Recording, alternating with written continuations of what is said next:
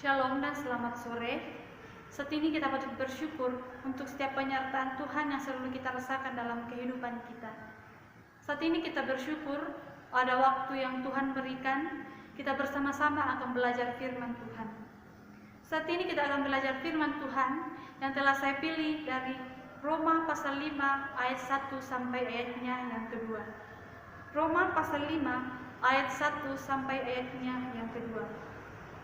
Firman Tuhan berbunyi demikian.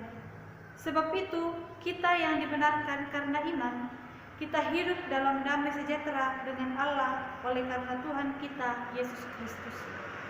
Oleh Dia kita juga beroleh jalan masuk oleh iman kepada kasih karunia ini. Di dalam kasih karunia ini, kita berdiri dan kita bermegah dalam pengharapan akan menerima kemuliaan Allah. Saat ini kita akan bersama-sama belajar firman Tuhan dengan satu tema, hidup dalam kebenaran. Hidup dalam kebenaran. Kebenaran berarti persesuaian antara pengetahuan dan objek. Bisa juga diartikan suatu pendapat atau perbuatan seseorang yang sesuai dengan orang lain atau tidak merugikan diri sendiri atau merugikan orang lain. Kebenaran juga berarti bahwa kita hidup sesuai dengan keadaan yang cocok dengan keadaannya.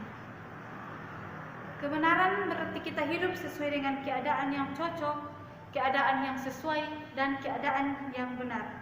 Kita hidup dalam jalan Tuhan, kita hidup dalam kehendak Tuhan. Dalam pembacaan kita dikatakan bahwa ketika kita hidup dalam kebenaran, maka hasilnya adalah Tuhan akan menjamin hidup kita.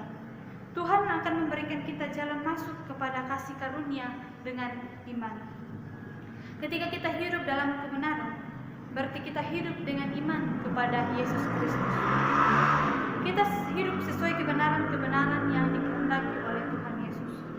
Kita akan hidup dalam kasih karunia ketika kita hidup di jalan Tuhan dengan iman kepadanya. Hidup dalam kebenaran berarti hidup tanpa kepalsuan, hidup dengan jujur. Sebagai orang Kristen, sebagai orang-orang percaya, kita mesti menyadari, bahkan mempraktekkan kebenaran dalam setiap langkah kehidupan kita. Sebagaimana Allah Bapa yang adalah sumber kebenaran.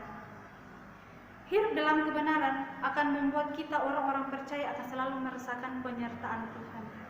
Kita akan selalu merasa bersyukur, menjalani hidup, memandang segala sesuatu dengan baik.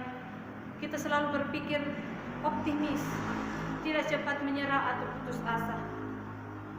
Kebenaran mengajarkan kita untuk selalu melakukan hal-hal yang baik, melakukan hal-hal yang benar.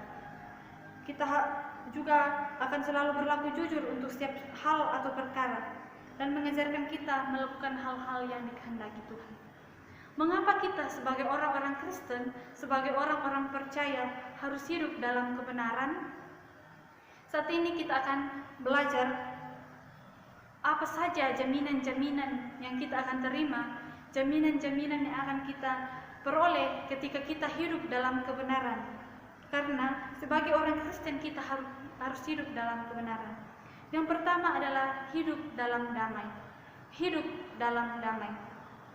Dalam ayat 1 mengatakan, sebab itu kita yang dibenarkan karena iman, kita hidup dalam damai sejahtera dengan Allah oleh karena Tuhan kita, Yesus Kristus.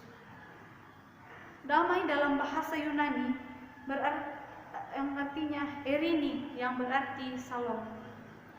Hubungan manusia dengan Allah dahulunya tidak baik, terjadi permusuhan antara kita dengan Allah yang Maha Kudus. Terjadinya hubungan yang tidak baik, yang renggang antara kita dengan Allah. Yang mengakibatkan semua ini adalah dosa. Dosa yang tidak saja menciptakan keterasingan, tetapi juga perseteruan. Allah yang kudus dan yang benar tidak mungkin dapat berdamai dengan seseorang yang berdosa seperti kita. Tidak mungkin atau tidak pantas berdamai dengan kita yang selalu melakukan dosa dalam setiap langkah kehidupan kita. Tetapi oleh pembenaran melenyapkan kesalahan itu, dan dengan demikian membuat jalan bagi pendamaian. Adanya jalan pendamaian antara Allah dan manusia akibat hubungan yang tidak baik atau permusuhan. yang diakibatkan oleh dosa. Pendamaian merupakan karya anugerah Allah buat manusia yang tak berdaya dan terbelenggu dosa. Begitulah kemurahan dan perkenan Allah kepada manusia, bahwa begitu hambatan itu disingkirkan, terjadilah pendamaian. Oleh iman kita berpegang erat pada lengan Allah dan kekuatannya, dan dengan demikian kita berada dalam damai. Di dalam Alkitab, tema pendamaian sudah ada sejak PL. Agar manusia berdosa dapat menghampiri Allah yang kudus, perlu pengantara, perlu juru damai. Nah, pada masa PL, yang menjadi juru damai atau pengantara antara manusia dan Allah yang kudus disebut adalah seorang imam. Hubungan manusia yang renggang atau permusuhan antara manusia dengan Allah dalam mendamaikan perlu juru damai atau pengantara, yaitu Kristus. Dia bukan hanya berposisi tidak netral dalam mendamaikan Allah dengan manusia, dia juga berpihak kepada kedua-duanya sekaligus. Selain perhentian permusuhan, ada lebih banyak hal lagi di dalam pendamaian ini. Di dalamnya adalah persahabatan dan kasih sayang. Sebab Allah adalah seorang sahabat yang sangat baik bagi kita semua, yang tidak pernah mengkhianati kita. Pendamaian terjadi melalui Tuhan Yesus kita, melalui Dia sebagai juru damai agung antara kita dan Allah. Sebagai orang Kristen, sebagai orang-orang percaya, patutlah kita berbangga ketika kita disebut sahabat Allah. Menjadi sahabat Allah tidak semudah yang kita pikirkan. Kita harus mempunyai hubungan yang baik dengan Allah. Dan kita juga harus hidup dalam kebenaran Allah sesuai dengan yang dikehendaki Allah. Orang-orang yang berdosa, yang tidak hidup dalam damai, tidak layak disebut sebagai sahabat Allah. Tuhan mengasihi kita, Tuhan menjamin hidup kita selalu hidup dalam damai sejahtera. Hidup dalam damai sejahtera bersama Allah adalah anugerah bagi kita orang-orang Kristen atau orang-orang percaya. Kita tidak layak di hadapan Allah ketika kita tidak mendamaikan diri kita sendiri. Di dalam kehidupan kita, pasti kita banyak bergaul dengan orang-orang yang ada di sekitar kita, bersama dengan teman-teman kita di sekolah, di kampus, bersama dengan tetangga kita, bahkan orang-orang di gereja. Banyak hal yang dapat membuat kita akrab dengan orang lain, tetapi juga tidak luput banyak hal yang dapat membuat perselisihan dan permusuhan di antara kita. Kesalahpahaman dapat membuat kita mengalami permusuhan dengan orang lain, atau kita bisa bertengkar. Dari hal-hal yang kecil saja dapat membuat kita bertengkar dengan orang lain. Hati yang mendendam, hati yang tidak tenang dapat membuat kita tidak layak datang di hadirat Tuhan. Ketika kita berdoa dan ingin doa kita didengar Tuhan, ingin doa kita dikabulkan oleh Tuhan, kita mau melayani, kita mau pelayanan kita diterima, kita mau pelayanan kita membawa berkat. Tetapi apakah itu semua akan terjadi ketika kita mempunyai hati yang tidak damai, kita mempunyai masalah di luar yang belum kita bereskan dan masih mempunyai dendam kepada orang lain? Kita datang di hadirat Tuhan dengan hati yang tidak tenang, tidak fokus, pastilah apa yang kita lakukan tidak akan membawa berkat. Kita bersungguh-sungguh datang kepada Tuhan dengan hati yang mendendam. Kita memohon kepada Tuhan supaya Tuhan menerima doa kita. Tetapi apakah Tuhan akan menerima doa kita ketika kita datang di hadiratnya dengan hati penuh dendam kepada sesama kita atau bersama dengan orang-orang yang ada di sekitar kita? Tuhan menghendaki kita untuk selalu hidup dalam damai sejahtera.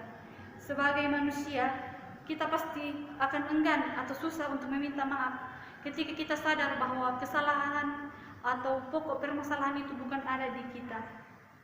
Tetapi sebagai anak Tuhan, kita harus berbesar hati untuk melakukan itu. Meminta maaf walaupun bukan kesalahan kita, itu adalah suatu perkara yang mulia.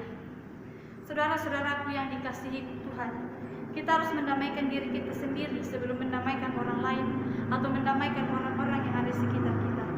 Sebagai orang Kristen yang hidup dalam kebenaran, kita harus berani melakukan itu. Kita tidak boleh menyimpan dendam kepada orang lain, bermusuhan dengan orang-orang lain, atau menjadi batu sandungan orang yang ada di sekitar kita. Seperti dalam firman Tuhan mengatakan bahwa apabila kamu menjadi marah, janganlah kamu berbuat dosa, janganlah matahari terbenam sebelum padam amarahmu. Ketika kita hidup dalam kebenaran, berarti kita akan dijamin oleh Tuhan. Kita akan hidup dalam damai sejahtera. Ketika kita tidak mempunyai damai dalam hidup kita, maka kita belum hidup dalam kebenaran.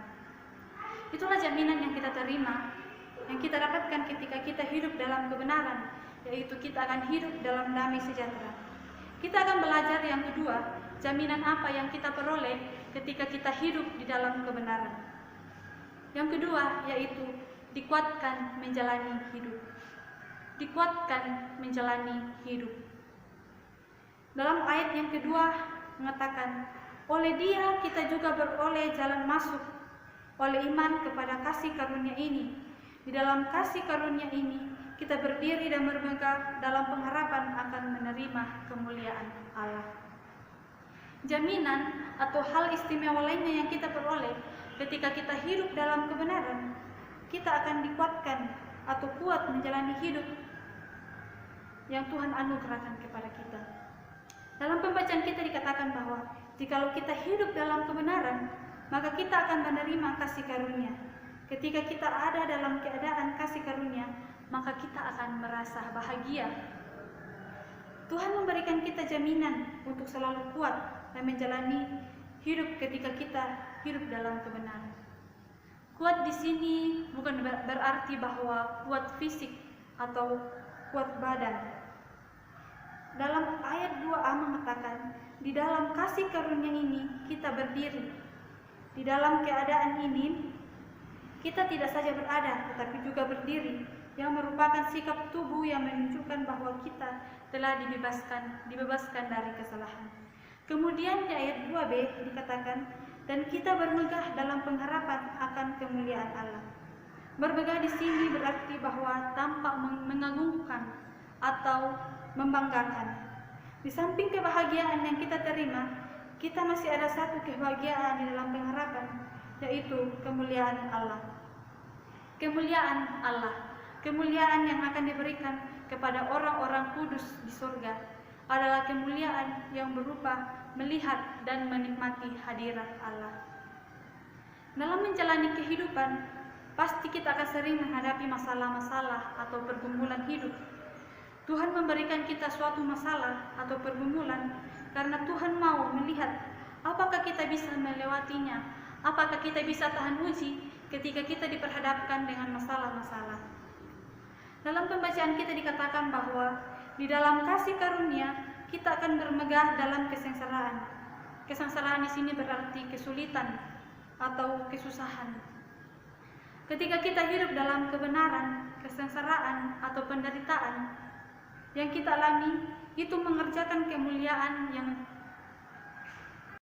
ketika kita hidup dalam kebenaran, maka ketika kita menghadapi kesengsaraan atau penderitaan yang kita alami itu mengerjakan kemuliaan yang jauh lebih besar dari kita. Kita akan bermegah dalam kesengsaraan, khususnya kesengsaraan karena kebenaran. Terkadang kita berpikir bahwa ketika kita dalam penderitaan atau kesengsaraan, ada dalam situasi yang menurut kita berat, kita tidak mungkin berbahagia, kita tidak mungkin senang, dan kita tidak mungkin berbahagia ketika kita menghadapi permasalahan yang menurut kita sangat berat.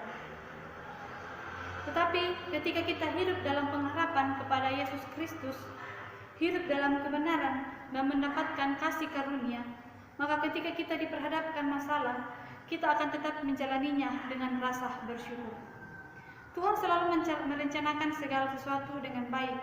Ia tahu apa yang terbaik bagi anak-anaknya dan mengkehendaki apa yang menjadi kehendaknya. Ketika kita selalu bersyukur menjalani kehidupan, baik suka maupun duka, Tuhan akan menjamin kebahagiaan dan pengharapan kepada kita. Penderitaan akan membuat kita akrab dengan pengharapan, membuat kita tahan uji, dan ketika kita bisa menghadapi semua itu, kita akan hidup dalam pengharapan. Pengharapan yang kita terima bukan pengharapan yang mengecewakan, tetapi pengharapan yang kekal. Ketika kita tekun dalam kesengsaraan, selalu berpengharapan kepada Yesus Kristus, maka kita akan kuat menjalani kehidupan kita. Kita akan selalu bertekun dalam penderitaan. Salah satu contoh dalam Alkitab yang kuat menjalani hidup, kuat menghadapi tantangan ujian yang Tuhan berikan adalah Ayub. Dalam Alkitab, Ayub dikenal sebagai orang yang saleh dan sangat kaya. Ayub adalah orang yang paling kaya pada zamannya. Ia sangat kaya dan dia memiliki segalanya.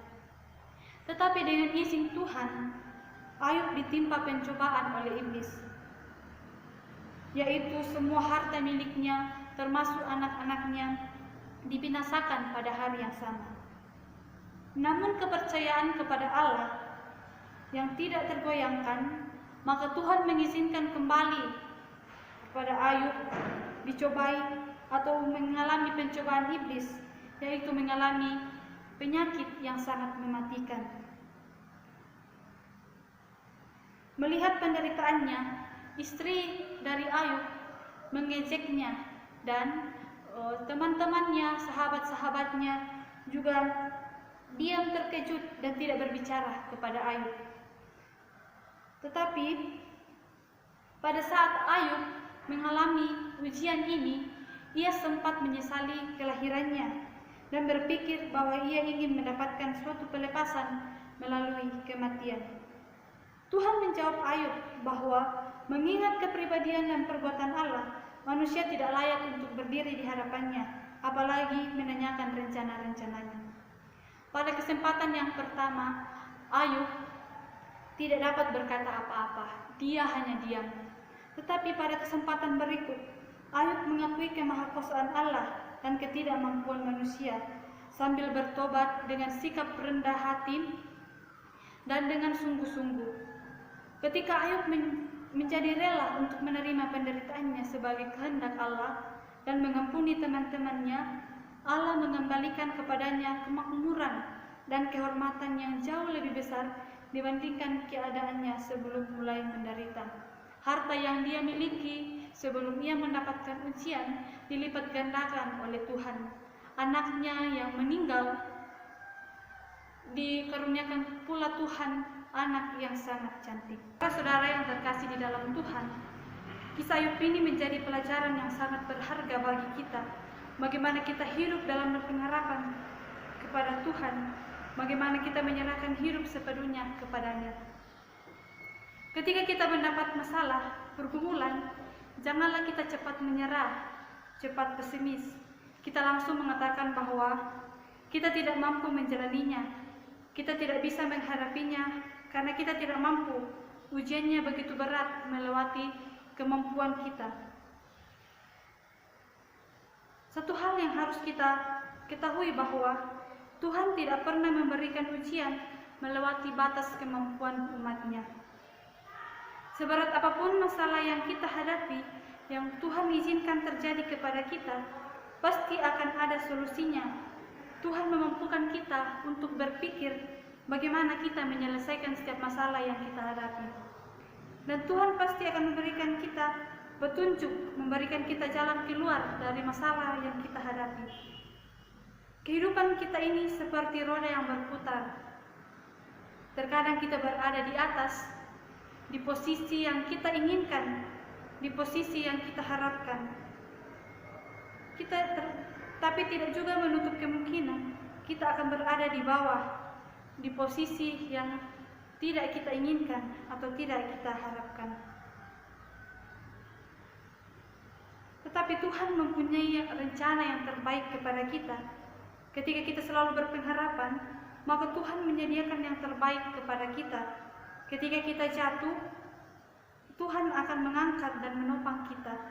Jikalau kita hidup dalam kebenaran, maka Tuhan akan menguatkan kita menjalani hidup yang Tuhan anugerahkan kepada kita. Ketika kita hidup dalam kebenaran, kita kuat dalam menjalani setiap tantangan, rintangan yang kita hadapi. Ketika kita tekun, maka Tuhan akan selalu memberkati kita, selalu memberikan kita solusi-solusi dalam menyelesaikan setiap masalah yang kita hadapi. Dua hal yang kita pelajari bersama tentang jaminan yang kita dapatkan, jaminan yang kita peroleh ketika kita hidup dalam kebenaran. Yang pertama, kita akan hidup dalam damai sejahtera. Kita akan hidup damai sejahtera bersama Allah. Kita akan mempunyai hubungan yang akrab dengan Allah, karena ketika kita hidup dalam kebenaran, maka kita diperdamaikan dengan Allah dan akan menjadi sahabat Allah. Yang kedua, jaminan yang kita dapatkan ketika kita hidup dalam kebenaran adalah dikuatkan menjalani hidup. Tuhan menjamin kehidupan kita ketika kita hidup dalam pengharapan, ketika kita hidup dalam kebenaran. Kita akan kuat menjalani setiap ujian yang Tuhan izinkan terjadi kepada kita. Kita akan tekun dalam kesengsaraan dan akan selalu bersyukur dalam setiap apa yang Tuhan kehendaki kepada kita. Ketika kita hidup dalam kebenaran, maka kita akan selalu hidup dalam damai sejahtera bersama Allah, karena kita telah memiliki hubungan yang akrab dengan Allah dan selalu kuat menjalani kehidupan dalam menghadapi setiap ujian. Kiranya perenungan firman Tuhan saat ini menjadi berkat bagi kita semua, menjadikan kita anak-anak Tuhan yang selalu hidup dalam kebenaran. Amin.